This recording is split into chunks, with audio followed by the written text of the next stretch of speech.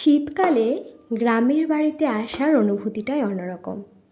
প্রিয় মানুষ, প্রিয় খাবার, মায়ের হাতের রান্না তো আছেই।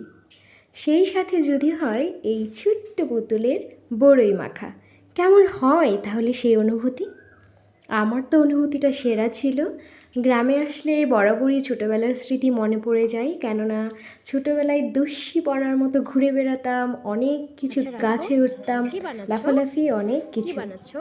তো এখন যখন গ্রামে আসি অতটা হয় না, ছেলের জন্য অনেক কিছুই শৈশবের অনেক কিছু ফিরে পাওয়া যায়। তো আজকে ছেলে আর আমি মিলে শ্বশুর বাড়িতে বড়ই মাখা খেলাম জমিয়ে দুজনে, খুব টেস্টি ছিল।